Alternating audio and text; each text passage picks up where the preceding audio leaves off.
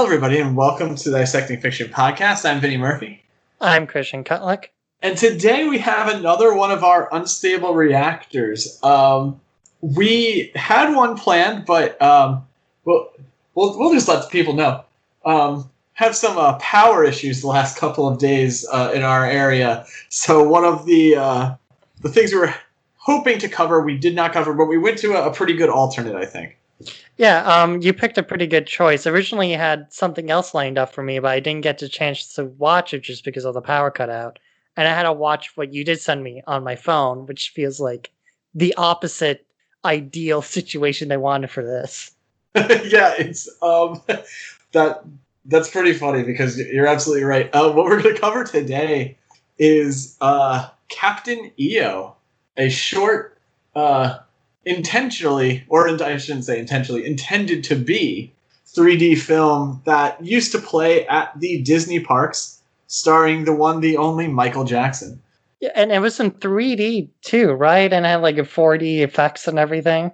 Yeah, it was that sort of era where they were doing like what we would consider to be sort of the regular 3D that gets used in theaters was very specialized technology. I think it is even a little different than that.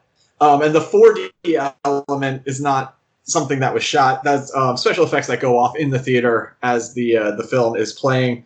I think the one that may be more familiar to some listeners would be Honey, I Shrunk the Kids 4D film that they did play at the Disney parks for a long time as well. That replaced this, right? Or am I wrong about that? I know it did in Disneyland. I believe it was a different theater in Disney World. And these are very specific things. You know, there are many, many, many awesome YouTube channels for theme park history, podcasts as well. So we're really not going to even try to focus on that. You know, like we're hoping we'll get a little bit of their audience, but we're going to talk more about the film itself and a lot of the really strange things about it. I'm going to give like kind of a brief history before we get into our little bit of analysis here. This is really the child of the Michael Eisner era, having a good relationship with Lucasfilm. He wanted to use Lucasfilm in many ways to enhance the Disney parks, which were not doing incredibly well at the time. This seems like an obvious thing to do, to create a film for the park that does something special, which at the time was the 3D and the special effects. I'd love to see the 3D next to modern theater 3D to see how well it holds up, or if it's very similar. But the big thing here is who's involved. You have George Lucas producing, writing the film alongside Michael Jackson, who in 1986 is the biggest celebrity in the world and would be for years to come. You know, like, we're not going to get to all the things about Michael Jackson that get debated constantly. There's 400 documentaries and you can make your own decision on what you think happened there, but you can't deny how big of a celebrity he was. And I think that's something that maybe doesn't translate to modern audiences.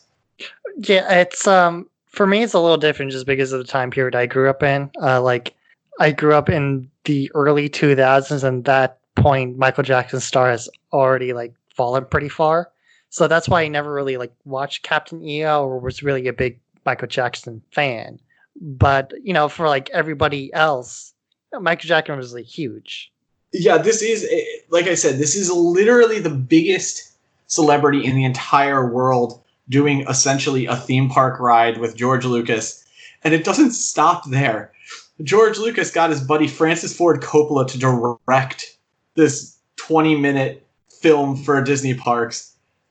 It has James Horner on the score, not the music that Michael Jackson performs within the film, which he does perform a few songs within the film, but James Horner just doing the regular score for the film. And Angelica Houston stars as the antagonist to Michael's Captain EO. That was Jessica Houston? Yeah. God. You didn't recognize her? Yeah, not under all the robot parts, no. So you have this insane production that's literally just being made for a theme park, and of course it's Disney. And Disney. This is partly where they start to regain that reputation that they had for really creating attractions that you couldn't see anywhere else. And in a lot of ways, as kind of bizarre as it seems now, that's really what they were doing. They were using the technology of the time to create a big attraction with the biggest filmmakers and the biggest star in the world. It's so, like, I have to say, when I was watching the credits, I kind of just watched this blind. I know very little about Captain EO and Michael Jackson. I think I watched a Defunct Lane episode like at 3 a.m. trying to fall asleep. So my memories of it are very hazy, but I had to say, like, my jaw dropped when I saw Francis Ford Coppola directed this. Like, that's insane. That's him coming off of, like, Godfather 2, Apocalypse Now. Like, he hadn't, like, quit the movie industry at this point. It's this weird predictive thing where it's this Lucasfilm Walt Disney Pictures production, like, years before that should happen. Yeah, that is true. And George, you said George Lucas was involved with this? Like, I saw him on the production team, but was he, like, actually directly involved with this? I know Jim Henson had some hand in this as well. I've seen kind of mixed credits. He's definitely credited as a writer along with Rusty Lemarand and Francis Ford Coppola. With what we know about Lucas, especially our more informed view of him these days, we know that he probably was there more enjoying the special effects work and had suggestions, and that made it into the script, would be my guess. Yeah, I mean, I thought this was a Star Wars ripoff until I saw those credits, and I was like, that makes a lot more sense now. Yeah, and for those who don't know, I know we haven't really talked about this part of it too much. It is a sci-fi adventure, very much in the vein of Star Wars, never quite serious, and it is a musical. It has dance numbers. It's not. Before we go into it, I think it's important to note that we're not judging this as if it's even fantasy science fiction. Really, it's a theme park attraction. It just happens to be a theme park attraction that has the most insane pedigree that a film can. And using, like, the technology of the time, like I said, I watched this on my phone without 3D and everything. It said it was in 4K, but it was still formatted in 480, like, aspect ratio and everything. So I probably had the least optimal experience watching this, but I still, like, enjoyed it for what it is. I mean, it is pretty bizarre in, like, every conceivable way. Yeah, and it's funny you mentioned that too. The reason that it's hard to track down is it was only aired in the U.S. once, and that was on television. This is something that comes up a lot in research, and it's something that maybe the general public isn't so privy to. There are airings of stuff in other countries and other markets. For whatever reason, especially before you get to the early 2000s, there's really bad documentation of this, and a lot of times things are rumors until they're kind of proven true. I did see that there had been supposedly other airings of it in other countries that may have been in widescreen, certainly not in 3D at the time. That's almost an impossibility, and even now has once again become pretty unlikely, as 3D television's kind of fallen out of favor. But the reason you were seeing a standard format video of it is because it was probably a really good copy of the one time it aired on MTV in the US.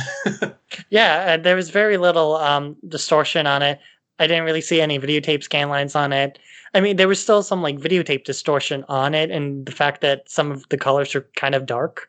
But that just happens when you record straight off of TV. But beyond that, it said it was 4K. It was not 4K, I can tell you that. Yeah, there's always that gray area with that up conversion type stuff where it's like, okay, well, yeah, it'll show up on a 4K TV. But I'm glad it didn't whoever uploaded that didn't stretch it to a widescreen format, because then it probably would have looked really bad.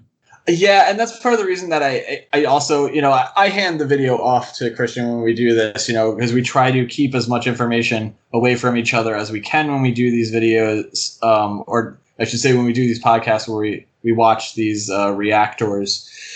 And I chose that one because it was the clearest, and there are bootlegs that are online where you can kind of see the full screen, but that's often distorted if it's being taken off of a 3D screen itself. It's really the best version that is available.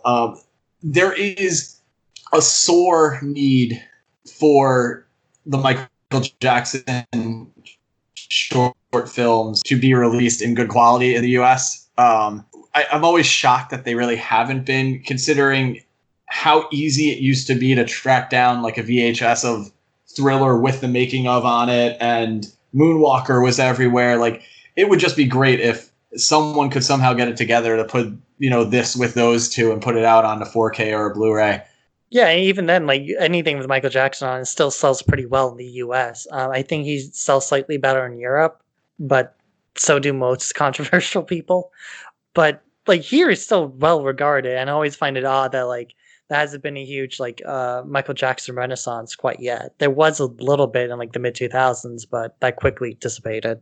Yeah, when he passed away, it certainly, brought tension back to his work. And Captain EO even came back to the parks for a while because of that. We're talking about this, and we've kind of moved around at how, there's not really appropriate format, and this is something that should look really good and seems like a Star Wars ripoff. I think we need to mention something, and this is something that's pretty well documented across the internet. At 17 minutes of screen time, with the cast and crew that it involved, Captain EO, from every estimate I could find, is the most expensive film ever made by minute. What was his final budget?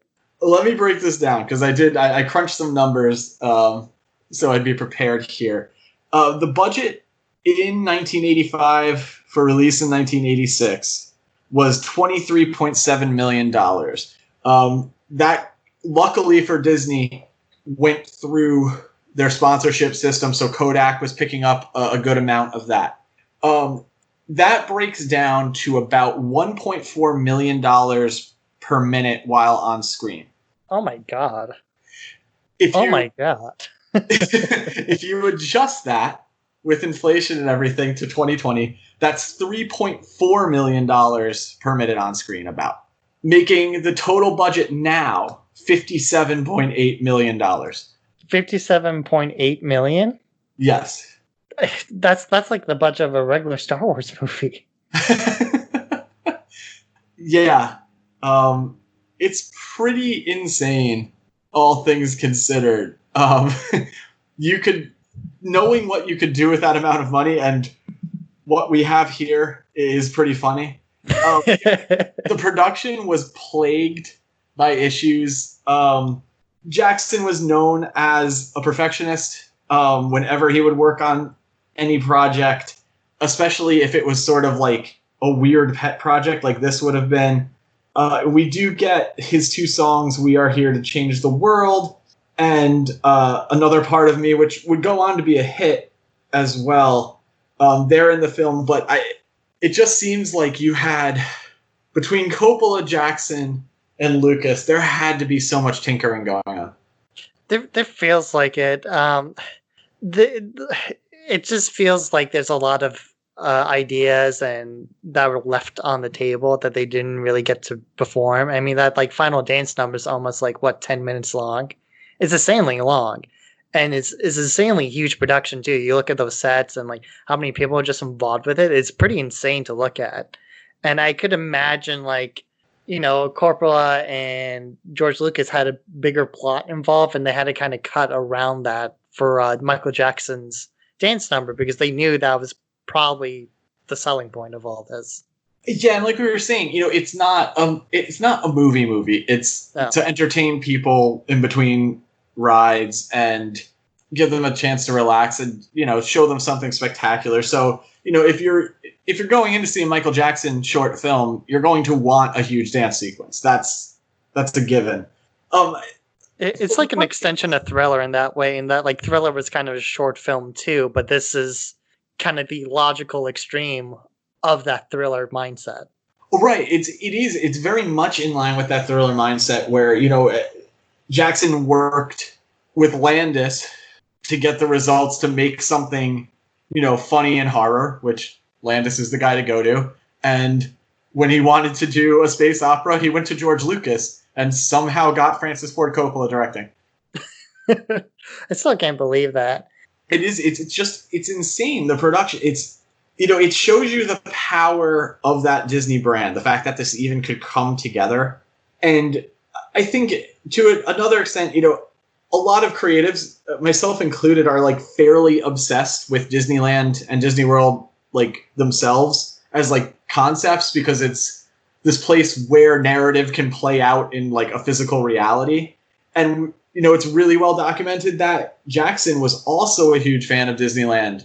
He tried to build one in his backyard. It's really the beginning era of that Disney revival. And the willingness to produce something so over the top and hope that it succeeds is kind of part of that Disney like aesthetic, that like it could bomb, but we're sure going to try to make the craziest thing we can. Well, it's very much that like Eisner era where Eisner would take all these crazy ideas. Like he helped kind of bring Epcot to the forefront of the Disney parks. I know Michael Jackson was a big promoter of the Epcot like theme park. He had a couple like famous photos taken there. But like that's very distinct to the Eisner era. Like if you go to the Bob Iger like era now, a lot of it feels very safe. Unlike the Eisner stuff. Like Eisner had what was that theme park he had? That was like a virtual video game arcade thing. Disney Quest. Yeah, Disney Quest, yeah. Like, just weird stuff like that you would see come out of this era. And this was like the beginning of that where it wasn't quite the Disney Renaissance, but it was getting there. They were taking a lot of weird risks. Well, yeah, and they were moving towards that. It's a year later that, we're also getting Star Tours. I haven't even checked. Yeah, a year later that Star Tours is there. It is the beginnings of that era. It's the transitional period, certainly, but you see that sort of return to the idea that Disney is sort of beyond just an entertainment company, that they can produce things that no one else could get made. And I agree with you to a certain extent in the Iger era, especially with the films. I think with the parks, though, Iger did start to take a lot of risks again and really did start to invest quite a bit of money into attractions in hopes that they would produce the results they were looking for.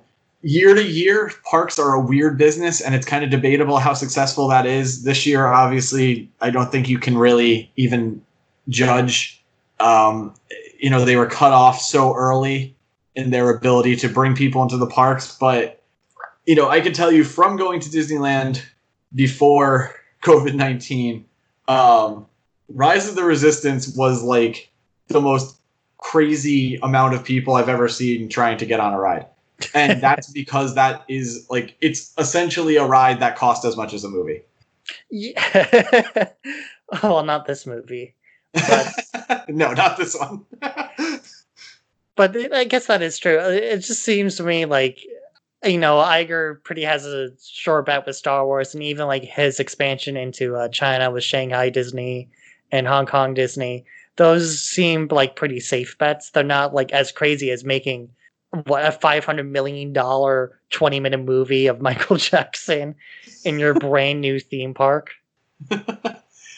Well, to their credit, they weren't dealing with the completely new concepts. That was the Eisner stuff when he started building new theme parks. Like we said, there's lots of very good videos on that. Yeah. We don't have to get into that. But I think, ultimately, Captain EO is this sort of like beautifully weird encapsulation of the excess of the 80s and, as we were saying, the beginnings of that Disney Renaissance. Yeah, like I can't attest to the quality of this. I mean, it is like extremely high budget. You look at those sets and you're like, God, that is an insane amount of just like production they had to set up there. But like the film itself, like it feels very strange to watch, and I'm surprised it never made like another Captain EO because it feels like it's set up for a sequel. Yeah, I would agree with that. They set up. There's so much attention to like setting up Captain EO and his side characters that you really do wish that maybe like 3 years later they had done another one. There's always been the sort of buzz that because of the accusations towards Jackson that that's when the ride really got pulled. That was in '94. I actually personally missed seeing it in parks, I think by like 4 months or something. I remember it was in the guidebook we had, and it was gone when we got there. Oh, see, I didn't start going to the parks until like '99, so they were cut out extremely by then. So I do wonder if you're right, and obviously another Disney hallmark is Disney always seems to set things up to maybe become sort of a franchise. And then doesn't always pull the trigger on that. Rocketeer, Dick Tracy, certainly could have had second, third films, never did. Treasure Planet, Atlantis. Yeah, well, Treasure Planet and Atlantis sound like they might be getting some sequels on Disney Plus. There's a lot of buzz about that, which would be cool because they're good movies. But yeah, I mean, how do you see Captain EO ultimately? I mean, I liked it, but it's just like I kind of hate the crew they have. Like, I think the crew is kind of grating, especially Hooter. I don't know why Hooter's around because it just seems like everyone's constantly yelling at poor Hooter, and he's constantly just like fucking up everything. Can't even press the button, which is his one job. He eats the map, however you eat a map in space. He trips on the jacket and nearly destroys the keytar, which would have been huge. Then he had to quickly fix the keytar. He's just a disaster, and I don't know why he's ever on the crew. And they didn't just like jettison him into space. And then it's odd how much attention he gets, especially when there's like the other crew there who are all kind of just there. There's the co-pilot who has two heads. The heads are just they have a very annoying voice. I like the robot, but I also just like robots in general. And I like that he turned into a weird space drum machine. And I would have liked to see more of the robot. But beyond that, I mean, that's just the plot, like, which is just barely there. Uh, Even the beginning, like, sequence reminded me of Star Wars, where, like, they're flying in space and then the ship gets attacked by a bigger spaceship. And then they're doing almost literally the trench run on the Death Star. Like, it feels like they were reusing a lot of sets on this. And I don't know, like, I enjoyed it, but I can see why people have, like, a lot of nostalgia for it. I don't have that nostalgia for it, but I did enjoy it, and I appreciate the production value of it. I don't think this is Michael Jackson's best song. I think the song is incredibly forgettable, and I basically left my head, like, 5 minutes after I stopped watching the video. And the dance sequence is probably what impressed me the most about it because it is very flashy and has a lot of special effects going on. And that was the part that really drew my attention is all the special effects, the costume, the set dressing, even just like the props and like the choreography. That's the part that I really want out of Michael Jackson here, and that's what I got. So I was satisfied. Yeah, and you said this 3-4 times already. It is important to remember that this was a theme park attraction, and you would have had even more stuff, seemingly flying at your face and smoke and lasers and things if you were in the theater. So that is the focus, is just getting that big sequence in there. It's funny. I've watched it maybe, I would say 5-6 times. Just once I realized that there were like halfway decent bootlegs, and I cannot tell you much of the plot off the top of my head. I just remember the dance sequences and like the stuff you were talking about, where it was very clear that Michael Jackson was probably sitting there going, "Yeah, like Star Wars." But if you guys want to check out Captain EO, we're going to put a link in the description. As no one who has posted Captain EO owns it, Don't count on that lasting forever, but I haven't had any problems tracking it down on YouTube in the last couple of years. If you enjoyed this and you want us to talk more about theme park stuff, just let us know. We'd love to kind of get into the stories of theme park stuff, not the stories like historically. A lot of people do a great job of that, and we're not looking to push into there. But the storytelling of theme parks, I think, is something that both Christian and I would enjoy doing. We're going to be expanding into a couple of other regions of storytelling soon too, and I hope you'll enjoy those. As always, check out toystoreguide.com. For all your toy store needs there. A lot of these independent businesses need your help. Things are improving a little bit. We're all able to get out a little more, I guess depending on what state you're in, but they still really need your business. There's a huge gap there. So check out all your local businesses, restaurants, comic shops, everything. If you're looking for more content from us, we are all over the internet. Just type in Dissecting Fiction into Google. You'll find our Twitter. You'll find our Instagram. You'll find our Facebook. And plenty of other little sites that have popped up. And a lot of the nice podcast people have added us to their list now, too. So that's good. Yeah, we're slowly expanding. We got a couple of interviews up. We have some comic book interviews coming up. We have some other interviews coming up. Look forward to our content expanding because we are slowly building out a network now. Yeah, that's part of what I was alluding to too. Is we want to talk about all types of storytelling. We have an interview coming up. I'm not going to let the cat out of the bag quite yet, but we do have an interview coming up that is going to delve into a side of storytelling that I don't think gets as much exposure as it should, and we're really excited about that. But for now, I'm Vinny Murphy. I'm Christian Kutlick. And thanks for listening.